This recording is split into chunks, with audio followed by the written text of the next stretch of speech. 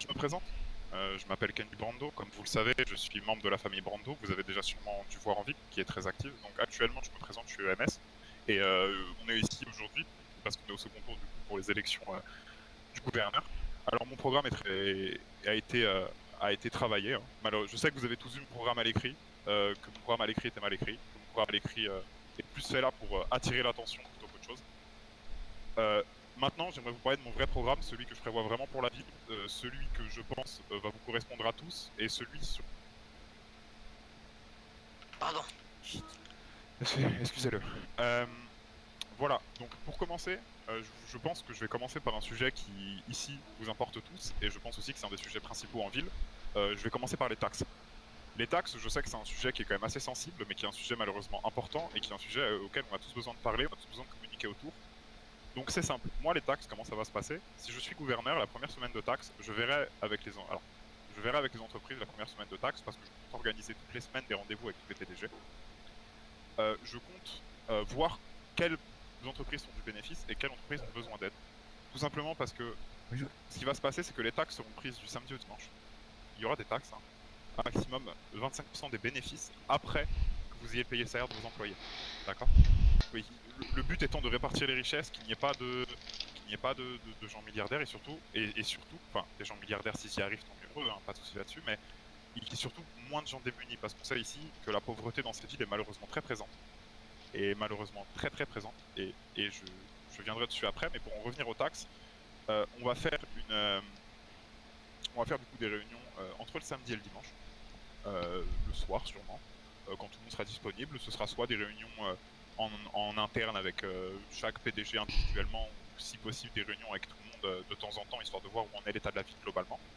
Moi, ce que je pense, c'est que la meilleure chose à faire, c'est de les taxer en fonction des bénéfices faits, à maximum de 25%, parce que pour moi, je pense que le travail bien fait va être rémunéré à sa juste valeur, mais il faut comprendre qu'une ville, ça se fait tourner et que malheureusement, il y aura des taxes.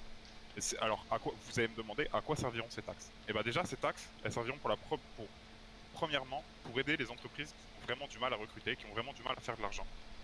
Elles pourront venir me voir, elles pourront prendre un rendez-vous pour m'en parler, pour me faire un état, pour montrer leur livre de compte, pour me dire voilà, mon entreprise a besoin d'aide et l'État sera là pour les aider, sera là pour leur tendre la main, sera là pour faire un redressement fiscal, sera là pour vraiment les aider Pardon. Pardon, j'ai le message en anonyme qui m'a un peu surpris. Tout ça pour dire que il y aura un redressement fiscal pour toutes les entreprises qui sont dans le besoin, qui ont besoin qu'on leur tende la main. Ce sera la première chose pour laquelle les taxes seront utilisées. Deuxième chose, ce sera la création d'associations pour les quartiers les plus démunis. Vraiment, je mets un point d'honneur à faire ça, à vraiment aider les quartiers démunis de cette ville, parce qu'on sait qu'il y a beaucoup de ghettos, on sait qu'il y a beaucoup des associations qui seront bien évidemment ouvertes aux dons de la ville, et que bien évidemment qui seront qui seront financées bien évidemment par la plus grande partie par l'État. Et il y aura une association qui aidera à ouvrir des écoles, qui aidera à rénover les parcs dans les quartiers défavorisés, qui aidera à installer des aires de jeu pour vos enfants. Ça, c'est vraiment, c'est vraiment une des choses qu'on fera vraiment avec les taxes. En plus, comme j'en parlais tout à l'heure à mon meeting, je profite pour rebondir là-dessus. Euh, Moi, gouverneur, ça veut dire que je sais que qu'on vit dans une ville dangereuse. Je sais qu'on vit malheureusement dans une ville où tout peut arriver à n'importe quel moment. Donc, à partir de là, j'ai réfléchi avec le directeur de l'hôpital qui est juste là, Monsieur Jésus Pando. On a réfléchi, on a beaucoup parlé. Et en fait, nous, première chose, on aimerait baisser le prix du permis de port d'armes pour que chaque citoyen puisse se défendre. Quand je dis baisser le prix, je veux pas dire qu'il sera plus accessible, parce que bien évidemment, on va pas donner une arme à n'importe qui. Le test psychologique restera le même, restera aussi dur, restera aussi strict. Mais par contre, je pense vraiment qu'il faut baisser le prix pour permettre qu'il soit plus accessible aux citoyens lambda qui a envie de se défendre, qui a envie de défendre sa famille et qui a envie de défendre sa famille et qui a envie de défendre sa maison contre d'éventuelles attaques ou d'éventuels problèmes. Alors, pour rebondir là-dessus, en parlant des EMS, ce qu'il y aura en plus pour tous les citoyens minimum, c'est un remboursement de 50%. C'est un remboursement de 50% de toutes les factures médicales. C'est-à-dire que, au lieu de vous coûter 1150 $, et je connais parce que je répète, je suis médecin, quand je suis ambulancier, au lieu de payer 1150 $ pour votre, vous paierez que 50% de la somme. à savoir 575 $. Vous paierez que 50% de la somme et l'autre moitié sera prise en charge par l'État en, en fonction, parce qu'effectivement je sais qu'il y a des gens dans cette ville qui sont très démunis. Ceux-là pourront faire une demande à l'État pour avoir plus, jusqu'à hauteur de 75% de leur facture AMS. Parce que je pense que l'accès à la santé et l'accès à la bonne santé pour tout le monde est très importante. Et je pense qu'il faut vraiment mettre un point d'honneur là-dessus pour que tout le monde dans cette ville puisse être en bonne santé et se faire soigner quand il en a besoin.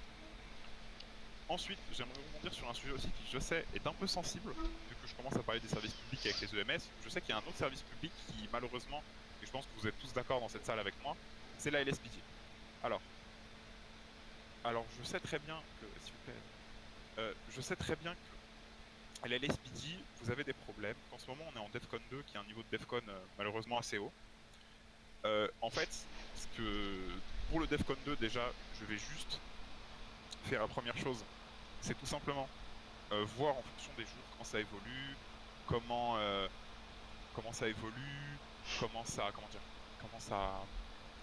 se goupille en fait, comment la situation continue en fonction des prochains jours pour voir pour baisser ou augmenter, ce que je n'aimerais pas parce que j'aimerais bien que la ville soit tranquille, le DEFCON. Je sais aussi que la LSPD, il y a eu des débordements, on en a parlé. Pendant mon meeting, il y a des gens qui sont venus me voir qui m'ont dit voilà, qu'en comptez-vous faire quand les flics qui sortent des armes lourdes en DEFCON 1 et qui mitraillent sans sommation. Pour eux, déjà, je serai ouvert absolument à tous les citoyens, toutes les remarques. Je serai ouvert pour vous entendre, pour vous écouter. Je viendrai vous voir dans vos quartiers, dans vos maisons, dans n'importe où. Je viendrai vous voir, je viendrai vous écouter, je viendrai vous tendre la main pour vous donner une aide, vraie aide. À ce niveau-là, il y a absolument pas de souci. Pour le recrutement en soi à LSPD, ce que je vais instaurer, c'est en plus du recrutement, c'est que si possible, c'est une évaluation psychologique aux EMS. Avant d'être recruté à la LSPD en tant que cadet, la personne devra montrer parce que à LSPD doit aussi porter une arme, il passera le même examen psychologique que le PPA. Voilà. Ensuite, ça c'est fait. Ensuite, deux, trois autres choses. Juste, je voudrais faire un gouvernement aussi qui est beaucoup plus proche du citoyen qu'actuellement, c'est-à-dire que je serai un gouvernement qui fera beaucoup de référendums. S'il y en a, je sais pas peut-être le vocabulaire nécessaire. Référendum, c'est un vote où vous répondez par oui ou par non. Et je ferai beaucoup de votes. Il faut vraiment avoir une démocratie proche du citoyen qu'elle ne l'est actuellement. Et j'estime que franchement, gouverneur, si je pense que pour moi la ville, je vais la faire avancer. À ce sujet-là, qu'est-ce que je voulais rebondir?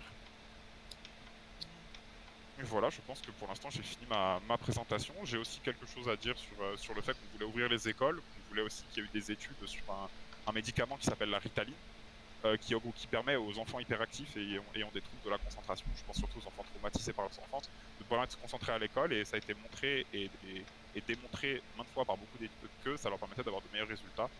Donc j'aimerais aussi voir avec, avec les EMS pour permettre justement l'accès à ce médicament au plus grand nombre, pour leur permettre de se forger une vie, de leur donner le choix. Voilà, c'est tout pour moi, c'était Kenji Brand. Bravo, bravo, bravo. Bravo, bravo. Bien, bien, bien. Bravo, bravo. Mes félicitations. Merci. Bravo, monsieur, bien.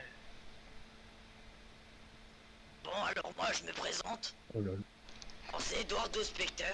Voilà.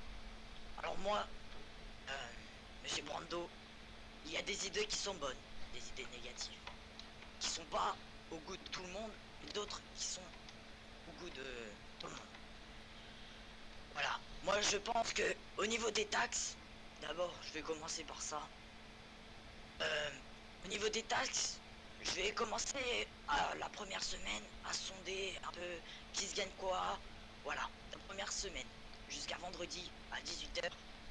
Alors voilà, du coup, pour l'instant c'est 10% pour tout le monde, si je passe, mais on verra et on adaptera le barème. Après, ce qu'on a d'autre, c'est la sécurité qui est une priorité. Malheureusement, nous on n'a pas de sécurité sociale dans cette ville, mais malheureusement, il n'y en aura pas sous mon mandat, si je passe, car à mon avis, ça coûte beaucoup à l'État, ça coûte beaucoup trop, et à mon avis, ça servirait à beaucoup, mais c'est pas sûr que la sécurité soit efficace. Elle servirait, mais il faudrait se mettre en accord avec les médecins. Et voilà. Du coup, sous mon mandat, ça serait très dur, car on est en désaccord avec les médecins. Mais c'est sûr que payer à chaque fois la consultation, ça fait lourd pour beaucoup. Malheureusement, il n'y aura aucun changement sur ce sujet. Après, le sujet qui aussi, c'est la sécurité.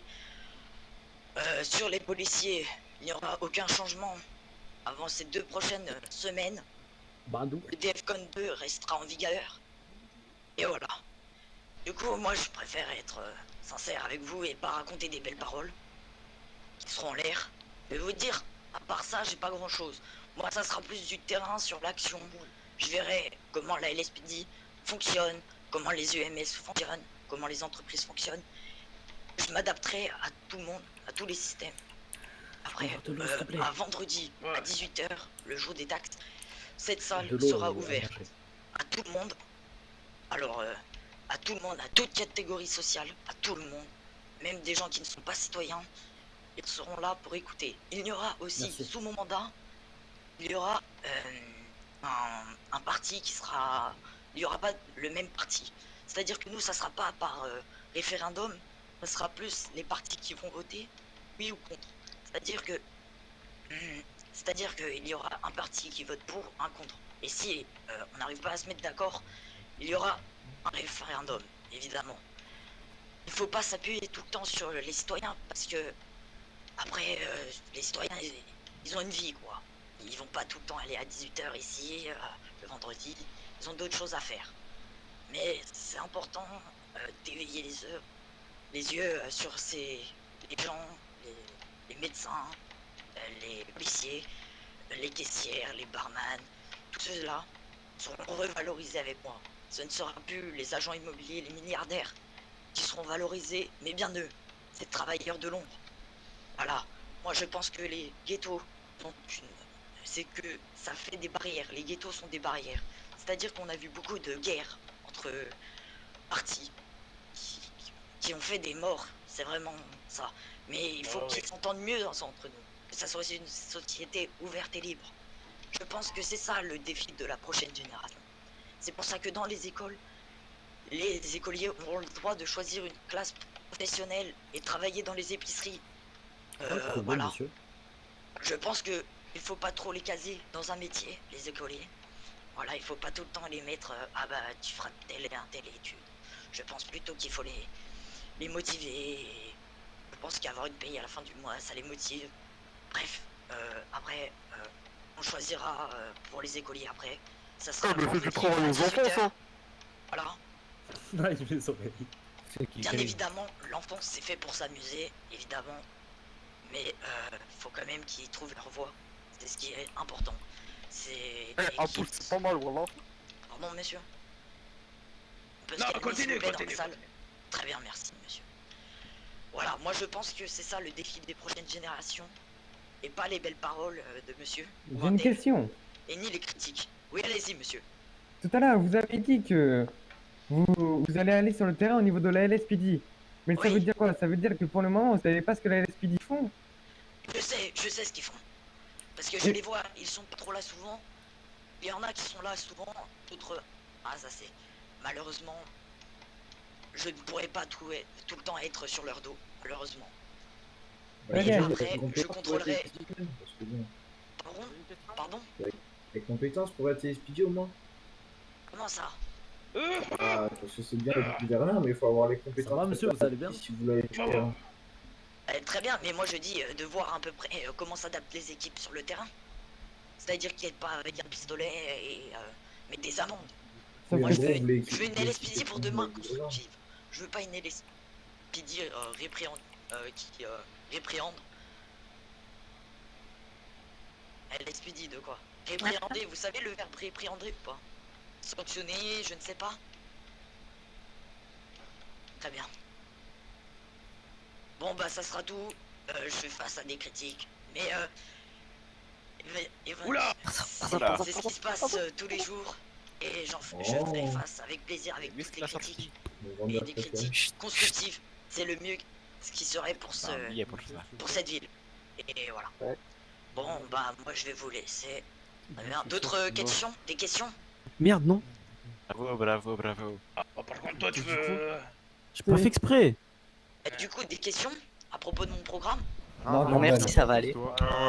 Moi j'en ai une, excusez-moi. Hein. Très bien, Moi- allez-y. Moi j'en ai une. Vous êtes en ville depuis combien de temps, monsieur?